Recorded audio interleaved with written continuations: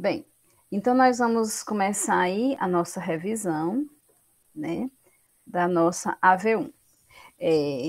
Nesse conceito, nesse conteúdo aí, nesse nosso primeiro conteúdo, nós temos alguns pontos de diferenciação bem básicas que a gente vai trabalhar aí nesse primeiro conteúdo, tá?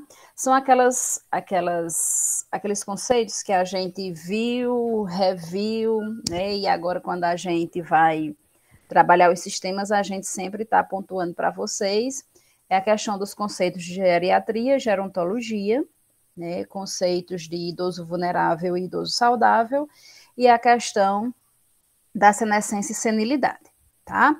Então, nós temos aí, né, esses conceitos, como, né, geriatria, já aumentei aqui, aumentei demais, né?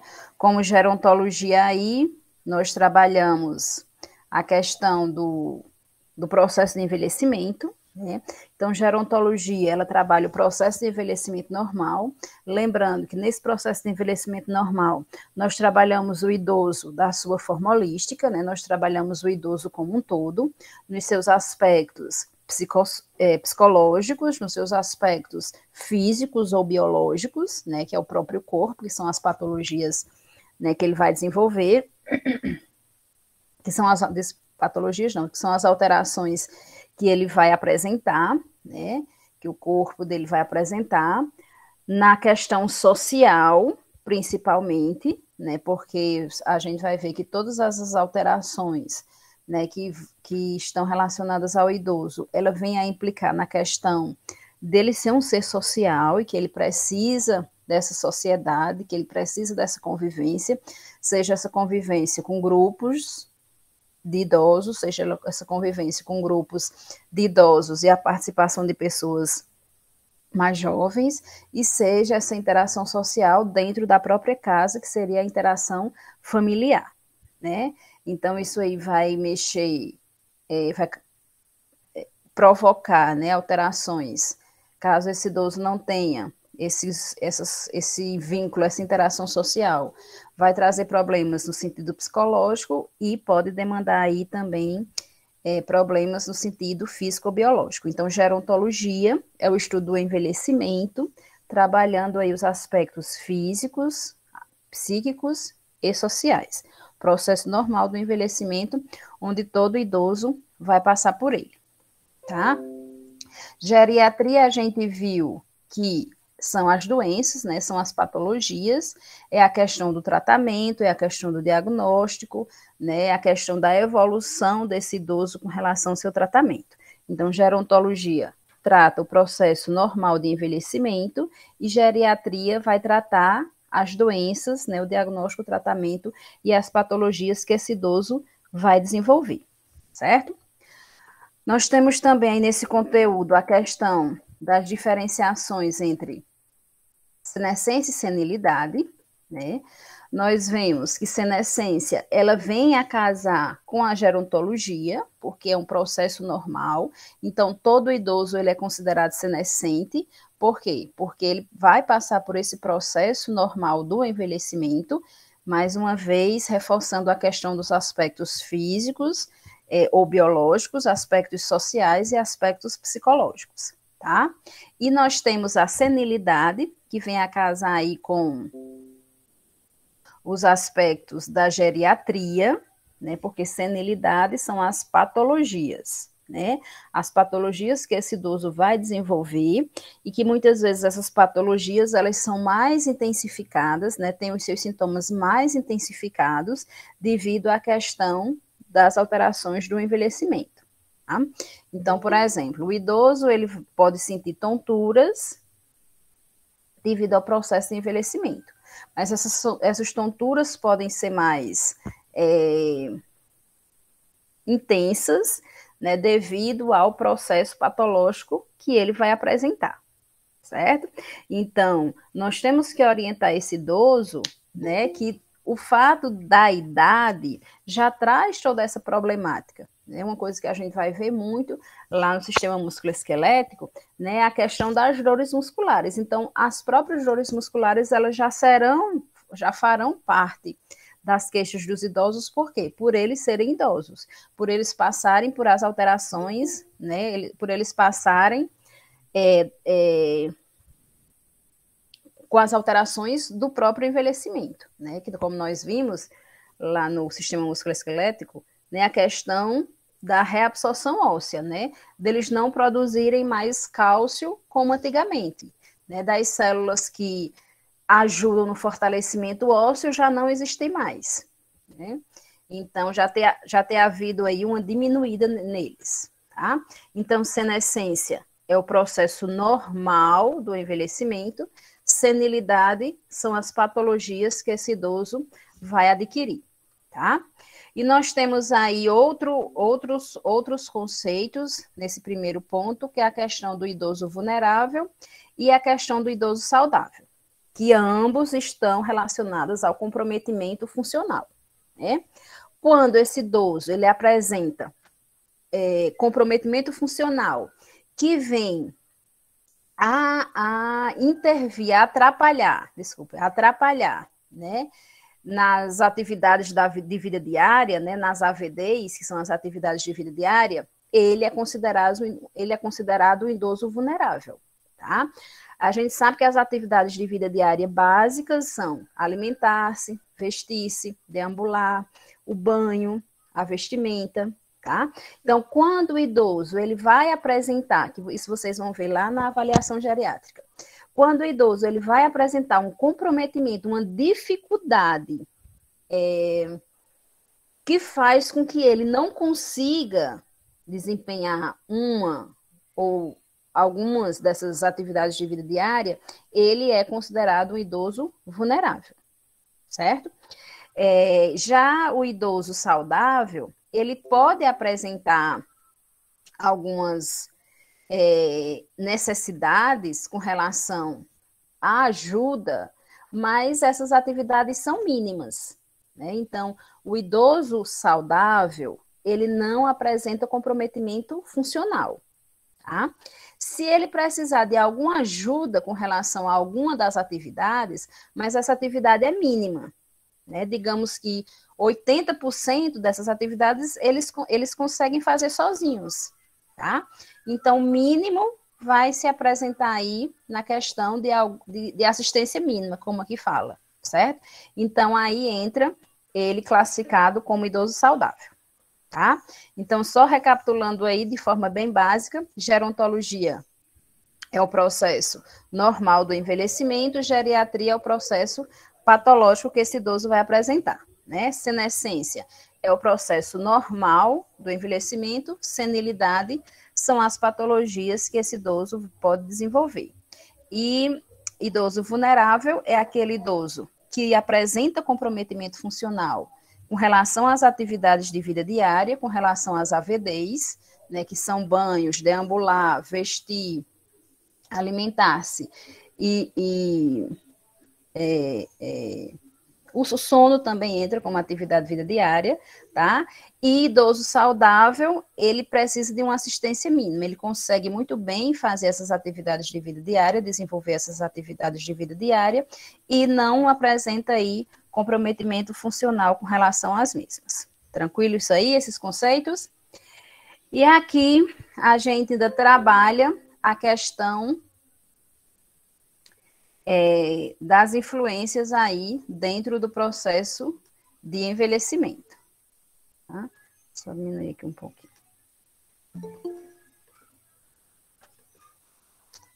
Então, com relação a esses processos, né, esses fatores que tendem a influenciar o processo de envelhecimento, nós temos a questão aí da hereditariedade, né?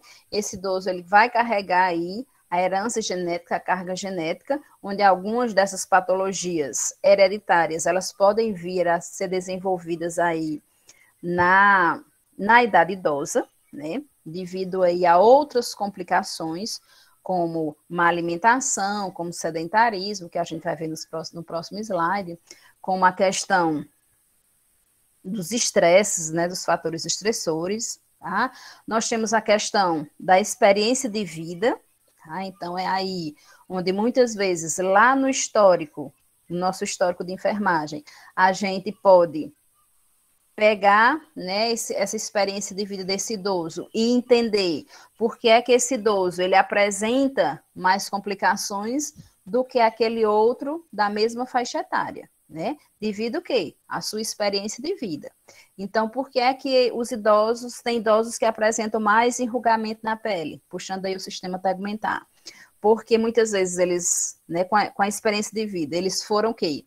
Expostos aos raios solares diariamente, eles não cuidaram da sua pele, não usaram protetores, não usaram chapéus, não usaram blusas de mangas compridas, não cuidaram muito da alimentação, né, a questão da hidratação, da ingesta hídrica, tá? Diferentemente, então ele vai apresentar mais enrugamentos na pele, vai apresentar uma pele mais ressecada, diferentemente daquele idoso que não estava diariamente exposto ao sol, usava protetores, né, usava chapéus, cuidava da sua pele, tá? E daí ele vai apresentar menos enrugamento. E essa experiência de vida é o histórico, nada mais é, né, do que o histórico que esse idoso carrega, e a gente tem como noção das complicações, né, da sintomatologia mais intensa que ele apresenta hoje com as suas patologias, tá? O contexto social e familiar entra aí como um fator, né, que influencia no processo de envelhecimento. Por quê? Porque a gente sabe, né, já falou várias vezes, que essa questão social, ela é necessária para que o idoso tenha uma vida saudável, né? Para que o idoso possa interagir com outros grupos da mesma idade, idades mais novas, que ele possa ter o apoio familiar, ter o trato com a família bem mais interativo, né, que ele não se sinta um peso para essa família, na realidade que ele ainda se sinta útil, né, necessário para essa família, tá certo? Então esse contexto social e familiar vem a ser bem trabalhado aí na questão dos aspectos psicossociais, né? E aqui nesse outro ponto, dos fatores que influenciam no processo de envelhecimento, nós juntamos todos esses à questão do estado de saúde, né? A gente sabe que o idoso que apresenta menos vulnerabilidade, né, que é considerado o idoso saudável aí, né, ele é um idoso que cuida da sua alimentação, que cuida da sua, né, em realizar atividades físicas, que controla o seu social, o seu psicossocial, né, através dos fatores estressores que todos nós temos no nosso dia a dia, tá? Então, a questão da saúde, ela vem quando esse idoso é orientado a praticar atividades físicas, lembrando que essas atividades físicas são sempre supervisionadas e regulares, a questão de cuidar da alimentação, né? A questão aí de cuidar dos fatores estressores, certo? Então, por isso que esse idoso ele precisa receber apoio da família, esse idoso ele precisa ter um grupo social no qual ele participe, né? E daí isso vai melhorar aí o seu estado de saúde para que esse idoso permaneça muito tempo independente, né? E entre aí dentro dos conceitos de um idoso saudável, certo? Então, desse primeiro conteúdo aqui, vocês se adetêm mais a esses pontos aqui que nós falamos, tá bom?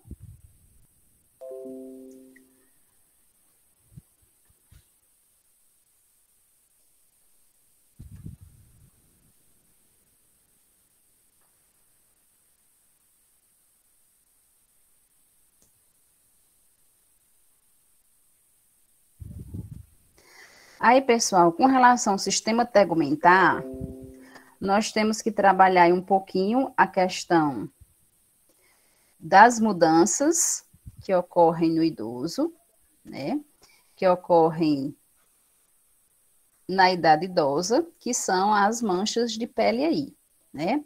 Então, aqui no sistema tegumentar, nós temos a questão da cerose, né? Lembrando que a cerose, né, elas são essas manchinhas avermelhadas que causam prurido no idoso, e nós temos que ter o cuidado com relação ao idoso que apresenta muita serose, a orientação da não exposição aos raios solares, porque essa serose, ela tende a desenvolver a ceratose, e a ceratose, ela tende a desenvolver mais facilmente aí os cânceres de pele, certo? Então, cuidado de enfermagem, né, que nós precisamos ter aí, idoso que apresenta muita serose, ele cuide para não evitar, para evitar aí, né, para evitar a exposição aos raios solares. A questão aí do prurido, ou da serose apresentar prurido, né, ressecamento de pele, tá certo? E daí a questão da escamação. O outro sinal aí, nós temos o lentigo senil. O lentigo senil, ele também apresenta essas manchas parecidas com a serose, só que a diferenciação aqui pode ser a coloração, mas a diferenciação maior é a questão que o lentigo senil, ele não apresenta prurido, tá certo? Ele se encontra mais nas regiões onde há uma exposição ao sol, né, a questão dos membros superiores, do rosto, das mãos, tá? Dos ombros, e também eles trazem como fatores de risco a questão de serem lesões neoplásicas, né, de serem lesões aí benignas, e difere da serose pela questão do lentigo senil não apresentar prurido. E nós temos a púrpura senil, onde a púrpura senil são áreas hemorrágicas, né? Então, daí um cuidado que a gente deve ter de orientar esse idoso, né? Um cuidado de enfermagem que a gente deve orientar com relação a esse idoso ter momentos de repouso, né? Para que ele possa ter uma elevação aí dos membros inferiores, que são as áreas mais atingidas pelas áreas hemorrágicas, que são causadas pela fragilidade dos vasos, tá? Apesar de apresentarem também nos membros superiores, mas o local mais atingido aí são os membros inferiores, devido realmente à questão do fluxo sanguíneo, certo? Então, com relação às manchas, nós temos essas. Aí nós temos aqui a questão dos cabelos, tá? Vemos que os cabelos ocorre uma escassez, né, em algumas partes do corpo com relação aos pelos. Os cabelos, eles se tornam mais finos e há uma perda maior, né, desses cabelos. No caso dos homens, surgem pelos mais grossos, mais espessos no pavilhão auditivo e no nariz. E nas mulheres idosas pode aparecer aí o surgimento de pelos no queixo e acima dos lábios, né, que aí é o famoso bigode, tá? Os cabelos nos idosos, eles se tornam mais esbranquiçados devido aí à diminuição da melanina, ok? Nas unhas, pessoal, a gente pode ver aí a diminuição do acesso vascular, certo? Daí facilitando a questão do ressecamento dessas unhas, além de que a gente pode observar nas unhas dos idosos, principalmente nas unhas dos pés, a questão de linhas longitudinais.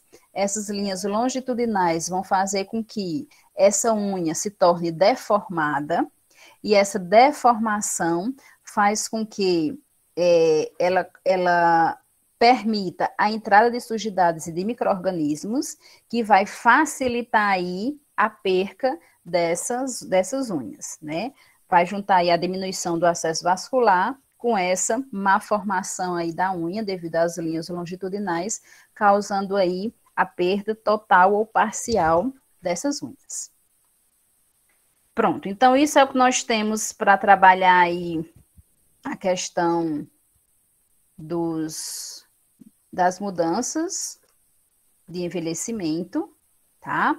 E daí nós passamos para as lesões por pressão. Aqui nas lesões por pressão, pessoal, nós temos que dar uma olhada na questão da classificação, né?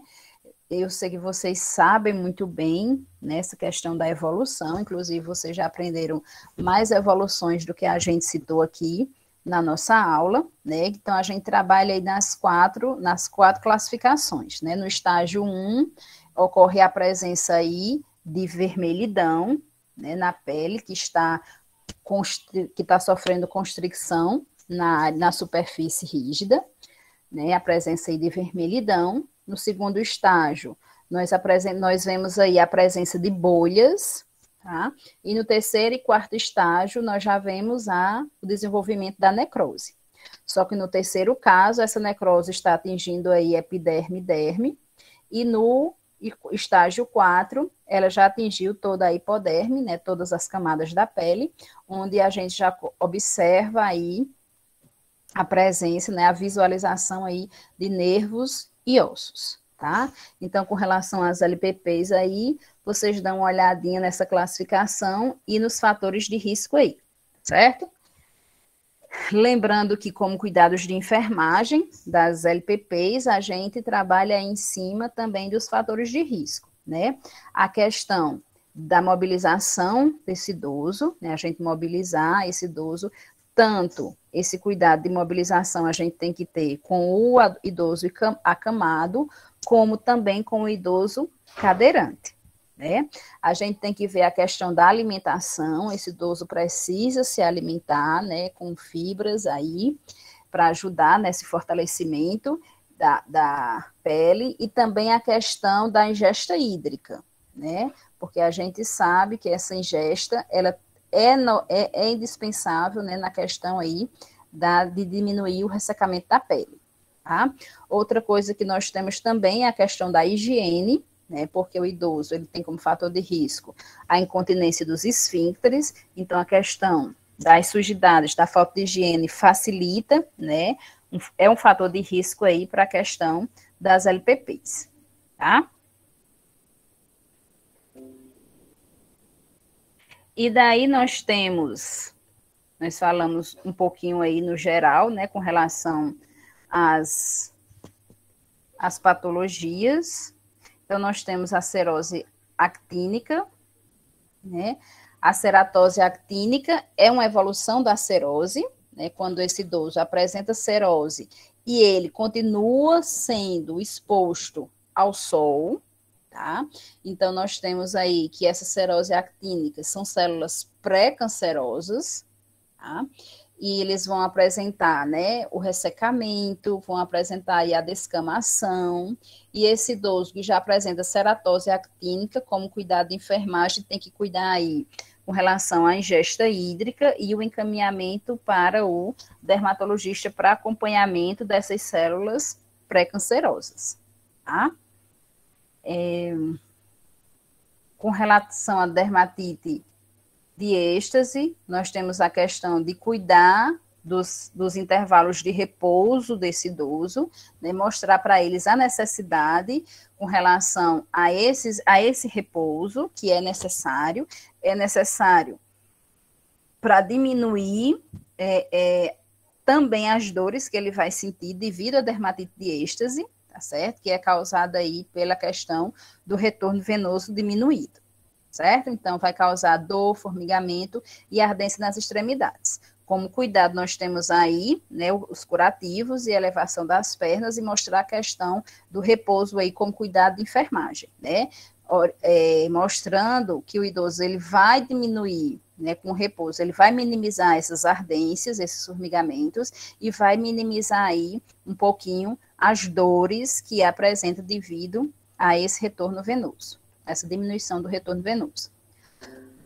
Nós temos as dermatites seborreicas, né, que são essas inflamações aí crônicas da pele, né, que tem a presença aí do sebo. A gente sabe que no idoso, as glândulas sebáceas, elas têm o seu número aumentado, porém o sebo, né, a produção do sebo, ela é diminuída, o que faz com que o idoso apresente mais ressecamento de pele, só que a nível, né, de exposição ao sol, possa ser que apresente aí essas placas, né, o surgimento aí dessas placas gordurosas, né, que são realmente placas de gordura devido ao sebo, certo? São frequentemente acometidas aí no couro cabeludo, nas pálpebras, rosto, axilas. Aí temos que orientar a questão da higienização e do acompanhamento com o dermatologista, tá? E evitar a questão minimizar a questão da exposição ao sol. E aqui vocês, com relação às dermatites, as patologias, vocês dêem uma olhadinha também na psoríase, né? Nós sabemos que a psoríase é causada por um fator estressor, né? As crises psorianas, elas vêm devido ao não controle do fator estressor, certo?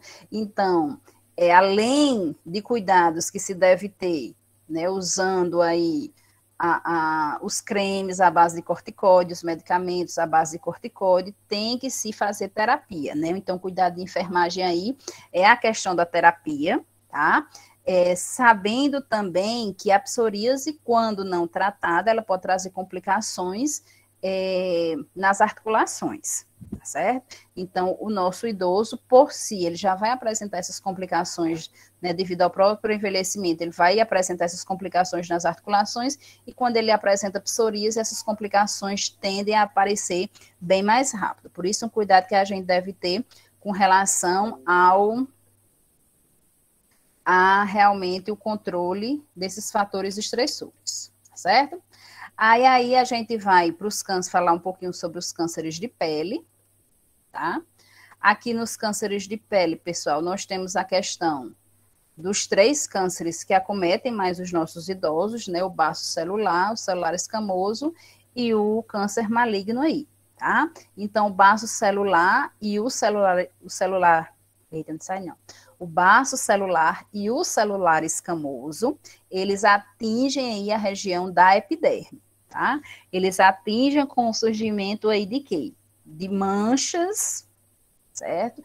Que apresentam, tem a característica aí, irregulares, com mudanças na sua coloração, as bordas irregulares, tá? Os tamanhos estão evoluindo, estão aumentando, muito no vaso celular especificamente. Essas manchas, elas apresentam, elas crescem, né? O primeiro sinal aí são manchas, que elas vão evoluindo para nódulos, certo? Então, desenvolve aí nas células basais da epiderme e invade, né, os ossos e outros tecidos, certo? E certamente é visto como pequenos inchaços ou nódulos sobre a cabeça, o pescoço e as mãos, tá bom?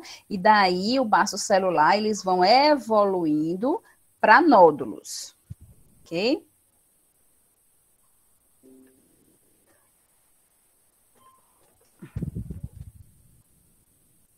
Nós temos aí o celular escamoso, que é o segundo câncer que mais acomete os idosos, né? O primeiro é o baço celular, o segundo é o celular escamoso, tá? Também acontece a nível de epiderme, nas áreas que são mais expostas ao sol, tá? E ele já aparece, ele já tem uma aparência aí, ó, de manchas avermelhadas escamosas, tá? E ele já aparece, ele já quando aparecem, já aparecem com um formato de nódulos, certo? O baço celular, ele aparece como manchas que evoluem para nódulos, e o escamoso celular, eles aparecem já em formato de nódulos, tá? Então, daí a questão do cuidado que a gente deve ter no idoso com relação a esse acompanhamento com o dermatologista. E nós temos o melanoma maligno, tá? O melanoma maligno, ele é mais agressivo, porque realmente ele já tem, né, o aspecto aí de, de maligno, né, de se espalhar, né, de atingir outras áreas do corpo desse idoso, tá certo? Então, veja que ele se desenvolve diferentemente dos demais, ele se desenvolve a nível de melanócitos, por isso que o fato dele atingir outros órgãos, né, outras áreas da pele é mais rápido, certo? Devido a eles nascerem, né, crescerem a partir do desenvolvimento dos melanócitos. Pode desenvolver-se no tronco, na parte inferior das pernas ou no rosto, certo?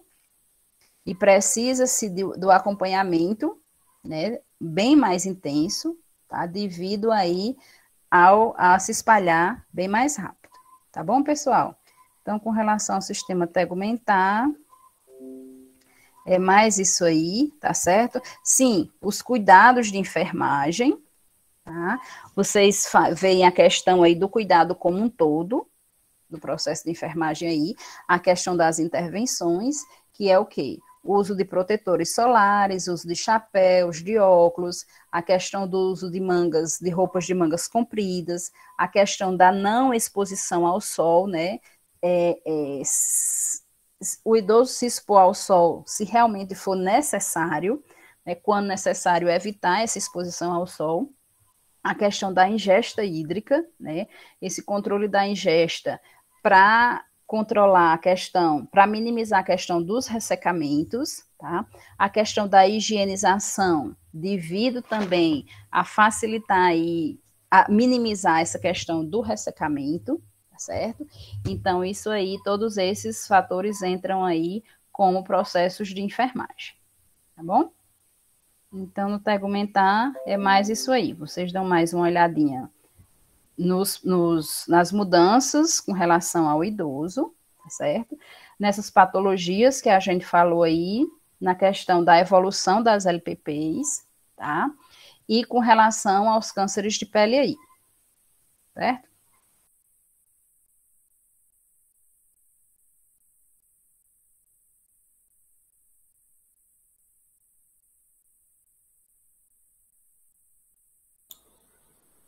Acabou?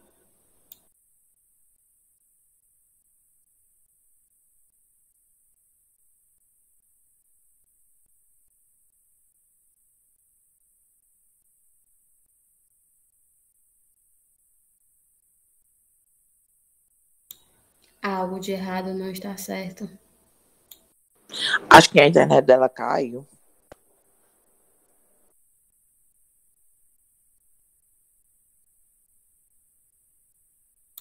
Ela consegue entrar Acho agora? que ela bem saiu, sem querer. Eu também acho que ela não consegue mais entrar, não. Acho que ela tem que fazer outro link, né, não? Eu também acho. É, porque ela que criou, acho que ela tem que fazer outro link. Eita, bicha réa. É, Dulce.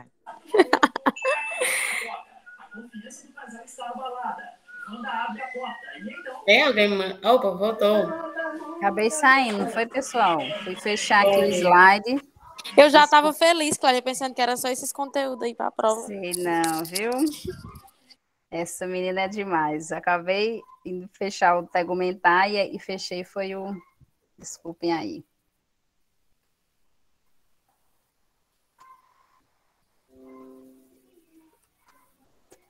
Bem, pessoal, então aqui no sistema respiratório, nós vemos a questão das mudanças de envelhecimento, né? Dentre as mudanças do envelhecimento, nós temos a questão aqui das...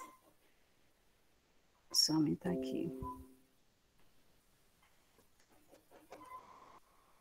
Nós temos a questão aqui da subventilação, tá certo? Lembrando que as mudanças de envelhecimento, elas ocorrem devido à diminuição dos alvéolos pulmonares, né? A questão da respiração forçada nesse idoso entra como mudança do processo de envelhecimento, essa respiração forçada, né? Que pode aí fazer com que esse idoso desenvolva o tórax, o tórax em formato de barril, tá? E nós temos a questão da subventilação. Na subventilação, nós temos o aumento do volume residual. Esse aumento do volume residual é devido ao acúmulo de CO2 que fica a nível de alvéolos. Então, o CO2 que deveria ser todo expelido, né, que deveria sair totalmente, através da respiração, da expiração, ele fica acumulado, tá? Exigindo com que o idoso aumente a sua expiração, force a sua expiração, certo? Então, o aumento do volume residual nada mais é do que o acúmulo de CO2 a nível de alvéolos. A diminuição da capacidade vital é a questão da entrada de O2, né? como o CO2, como os alvéolos já estão muito cheios de CO2, vai limitar a entrada de O2, o que vai fazer com que esse idoso ele fique mais, apresente mais fadiga, né? Ele apresenta mais cansaço respiratório, e daí aumente, né, a questão de forçar a respiração, daí o tórax sem barril. E ocasiona aí os pulmões subventilados. Os pulmões subventilados, né, o que é uma falsa respiração, é justamente devido a essa expiração forçada e essa inspiração deficitária diminuída aí devido à entrada de O2, tá certo? E daí nós entramos nas DPO6, tá? A DPOC, nós temos que ver a tríade, né, dessa DPOC, que entra aí a questão da tosse, né, da dispneia e da fadiga, tá certo? A DPOC, ela trabalha aí o enfisema, tá? O enfisema e a bronquite crônica, aqui está a tríade, né, que é a dispneia, fadiga e tosse, né? Lembrando que a DPOC, ela é irreversível, né? Ela traz danos irreversíveis, por isso que o enfisema, ele é irreversível, e a bronquite crônica, ela também é irreversível. Então, vocês vão ver que essa tríade, ela se encontra, nessa tríade de sintomas, ela se encontra tanto no enfisema quanto na bronquite crônica, certo? Na DPOC, no enfisema, nós temos aí que ele ocorre a nível de alvéolos, né? Então, aqui, os alvéolos, eles se encontram mais murchos, tá? E nós encontramos a perca de vários alvéolos devido a esse processo de subventilação aí. Então, no enfisema, ocorre devido à diminuição do número de alvéolos. Isso faz com que o idoso tenha uma maior dificuldade respiratória, isso faz com que o idoso venha apresentar a tríade, que é a fadiga, que é a dispneia e que é a tosse persistente, tá? Além desses, nós temos dentro do enfisema a expiração mais prolongada, né, o uso de músculos acessórios, por isso que os idosos com enfisema, eles apresentam muito barril em tórax, tá? Eles desenvolvem realmente o barril em tórax, por quê? Devido a esse esforço respiratório que vai exigir, né, o movimento maior dos músculos acessórios, né, fazendo com que, e dos músculos intercostais, fazendo com que o idoso apresente esse formato do tórax aí, em barril, tá certo? E o aumento dos ritmos respiratórios e de pulsação, tá bom?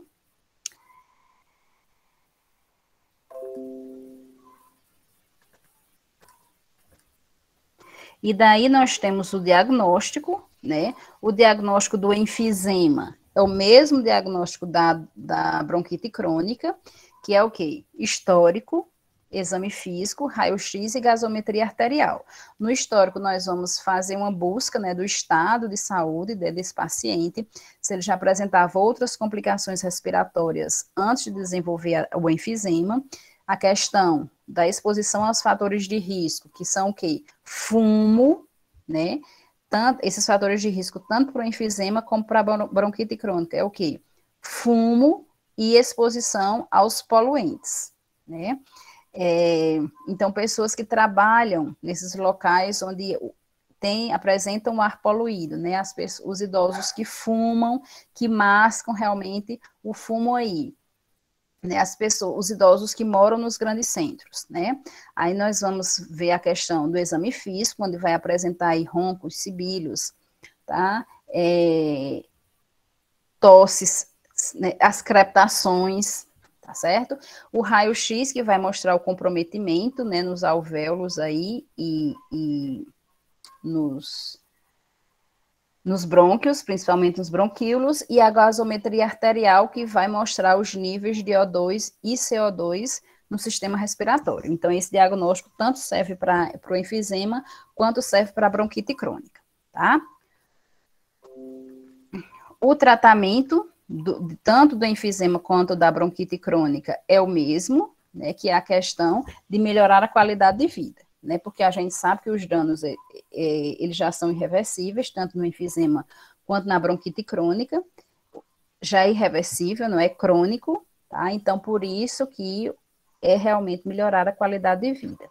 Então, temos os medicamentos, né, os broncodilatadores, os corticoides e os antibióticos.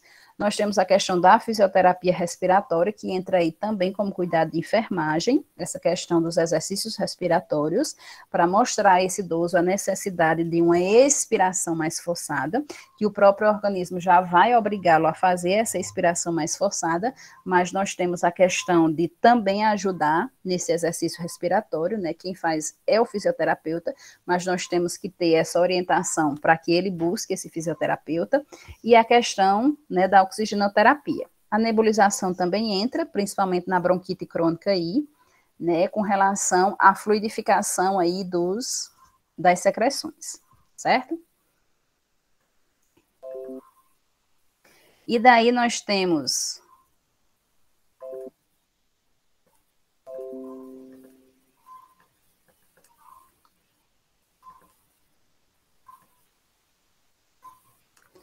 a bronquite crônica, tá? Onde a bronquite crônica, ela ocorre, né, pela produção do tampão mucoso. Esse tampão mucoso, ele vai entupir, né, ele vai impedir o processo respiratório a nível daqueles bronquíolos. Por quê? Porque ele vai realmente tomar toda a luz do bronquíolo, certo? Impedindo aí esse processo respiratório nesse bronquíolo aí, tá bom? Então, nós vamos ver a produção de secreção, essa secreção espessa, tá? Que vai tomando toda a luz aí do bronquíolo através desse tampão mucoso, certo? O diagnóstico de o diagnóstico da bronquite crônica é o mesmo, exame físico, é o mesmo do enfisema, né? Exame físico, histórico, raio-x e gasometria arterial.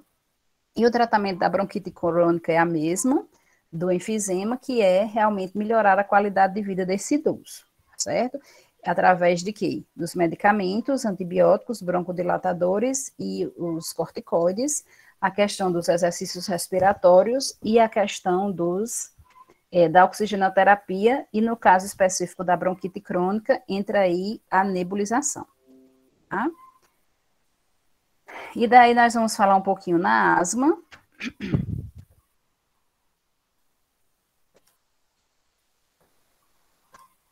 Onde a asma, né, caracteriza-se por constrições espasmódicas do brônquio e inflamação, tá?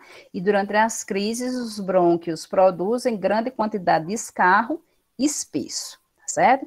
Aí nós temos especificamente aí no idoso a questão da asma intrínseca, que é uma asma que ela é desenvolvida apenas em idosos, devido, né, à questão da exposição aí as infecções virais e bacterianas, e devido também ao próprio emocional, que vai intensificar aí as crises asmáticas, tá? Então, a crise de asma, ela vem como um processo, né, uma dificuldade respiratória, onde esse idoso ele vai apresentar essas crises asmáticas, principalmente devido, né, à baixa da imunidade e as questões climáticas, tá? Então, especificamente, nós temos aí no idoso a asma brônquica. E aqui ela vai apresentar como sintomatologia, né, os sibilos, tosse inicialmente não produtiva, a pele hipocorada, diaforese durante a crise, né, onde o idoso ele vai apresentar a questão da dificuldade respiratória, do aumento da pulsação, ansiedade e apreensão, principalmente se esse idoso ele já vem de um processo emocional com alterações. Então, nas crises, essas alterações, elas irão aumentar, e o chiado audível em estado asmático, onde muitas vezes o fato de nós estarmos próximo a esse idoso com asma, né, a gente já ausculta, né, já escuta esses chiados e esses sibilos, tá bom?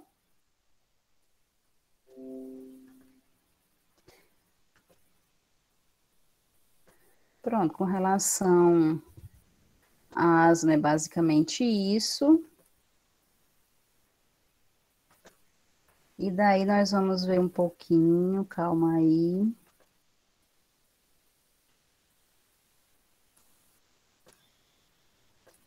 Da pneumonia, certo? Na pneumonia, nós temos aí... Deixa isso aqui. Passar para vocês.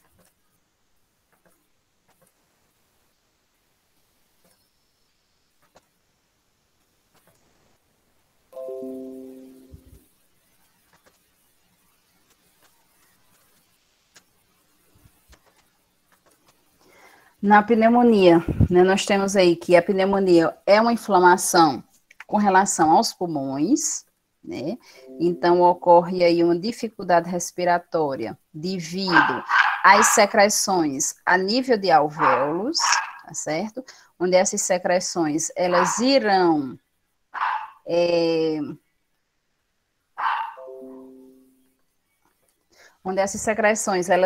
realmente tomar, né, todo aquele alvéolo, fazendo com que ele, né, se rompa e esse idoso ele perca mais um alvéolo, certo?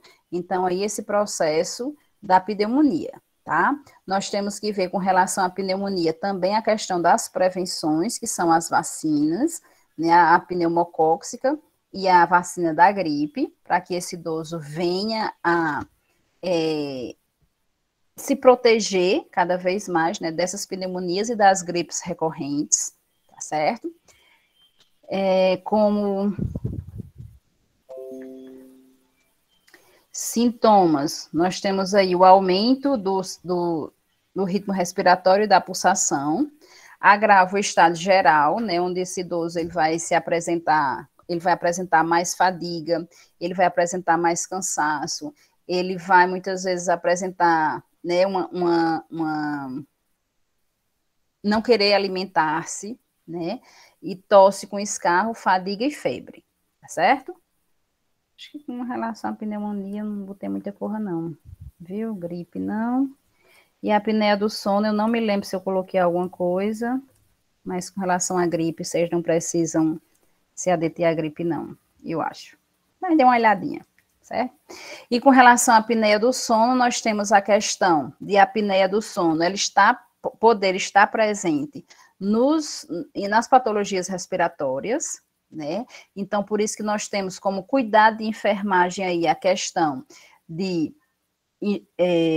controlar a ingesta hídrica desse idoso, né? Colocá-lo na posição de Fowler, quando ele for dormir, para ver se ele apresenta menos crises de apneia do sono. Lembrando que no período da apneia do sono, esse idoso, ele vai se apresentar, essa pessoa, né, ele vai se apresentar inconsciente, tá? Quando ele retorna, muitas vezes ele não lembra de como surgiu a apneia do sono, né? Por isso que são episódios inconscientes, tá certo? E a gente deve cuidar com relação aos sinais preditivos dessa apneia do sono, que são tosse seca, tá? E a questão do aumento da dificuldade respiratória que esse idoso apresenta antes aí do sono, tá bom? Então, por isso que a gente já deve ver a questão dessa posição de Fowler para ter uma medida preventiva aí com relação à apneia do sono, tá? E daí, pessoal, com relação às políticas, né, o estatuto não cai, não precisam se atentar ao estatuto, tá? Não precisam se atentar àquelas questões de número de leis, tá certo? De datas, né? Vocês leiam o estatuto no sentido de entender, né? Deem uma olhadinha mais específica lá no estatuto com relação à questão do transporte, tá? A questão da alimentação, né? Se o Ministério da Saúde, o governo estadual ou o governo municipal tem ou não de ofertar a questão do alimento ao idoso que não tem condições de se alimentar, certo? Então, veja a questão lá de alimentar, a questão do transporte, a questão da moradia, onde também o Ministério da Saúde, junto com a assistência, tem que dar uma moradia a esse idoso ou não, e veja também a questão das internações hospitalares. Esse idoso tem direito a um acompanhante, não tem direito, até onde ele tem, até onde ele não tem, tá certo? Então, com relação às políticas, vocês se atentem a esses 4 pontos. Questão dos transportes, questão da alimentação, a questão do acompanhante, tá? E a questão da moradia, tá certo? Não precisa estar se atentando a número de leis, nem a datas, não. Tá bom? Tranquilo? Tchau, Clélia. Tchau, tchau.